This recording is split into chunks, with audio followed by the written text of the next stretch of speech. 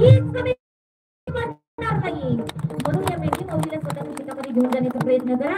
ऐका, माझ्या माता माऊलीने कळकळीची विनंती करून सांगेल, मेंढीची सेवा करायला आम्हाला जमणार नाही, मेंढ्या राखायला मावशी आम्हाला जमणार नाही, पण आम्हाला एक सेवा मात्र करता येईल.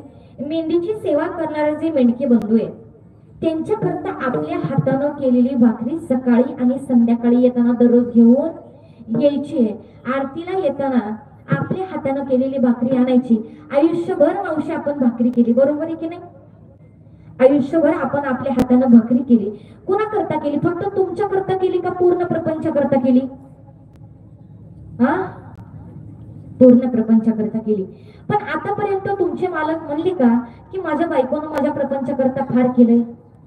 अजिबात घाबरू नका, जोरात बोला. नाही, ऐका, माझ्यापेक्षा सगळेजण अगदी वयानं मानणं श्रेष्ठ आहात. ज्यांचे 40 वय झाले, लग्न झाले, 40 वयापेक्षा जास्त व्यक्ती. माझा तुम्हाला सर्वांना एक प्रश्न आहे, ज्यांच्या लग्नाला 40 वर्षही होऊन गेले अशा नाही विचारते.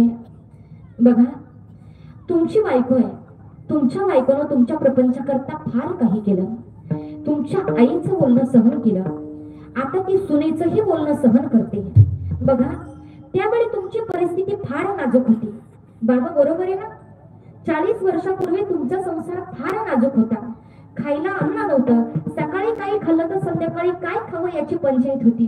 तरी सुद्धा तुमच्या पत्नीनं तुम्हाला साथ दिली, बरोबर आहे ना बाबा? पत्नीनं साथ दिली.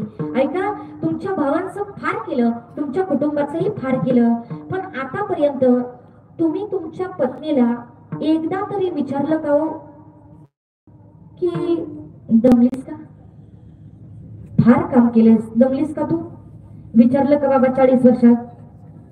नाही विचारलं. ऐका, आज ती म्हातारी झालीये, पण तुम्ही बसल्या जागी तिला तांब्या भरून मागता, तरी सुद्धा ती तांब्या भरून देते. मग तुमचं कर्तव्य आहे ना ते, बरोबर आहे ना? ऐका मावशी, हा प्रपंच आहे. प्रपंचामध्ये जर सुखी जीवन जगायचं असेल तर आपल्या सुनांना कधीच सांगायचं नाही मी 1 किलो तेल 1 आठवडा वापरत होते. कळतंय ना?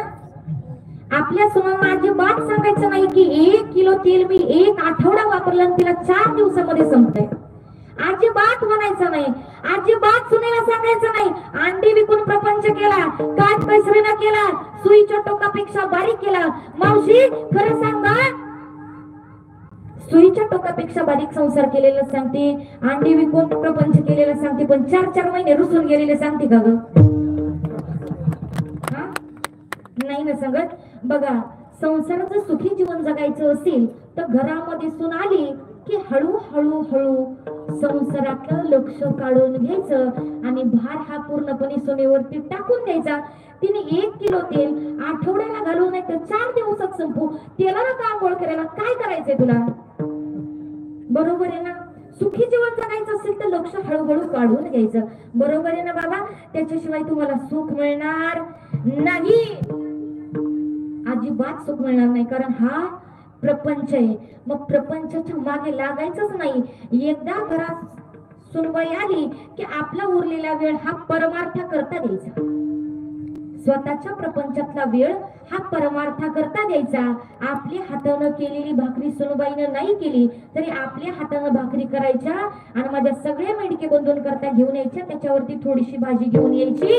ऐका, याचं कारण तुमच्या मनामध्ये असणारा भाव खरा असेल, भक्ती खरी असेल, श्रद्धा खरी असेल आणि या जगाच्या मालकाला जर तुमची भक्ती आवडली आणि यदा कदाचित माझे मामा एखाद्या मेंढके बंधूच्या रूपात येऊन बसले तर तुमच्याच नाही तुमच्या अख्ख्या कुळाच्या भाकरीची व्यवस्था करून ठेवणारा देव म्हणजे माझे बाळूमामा आहे.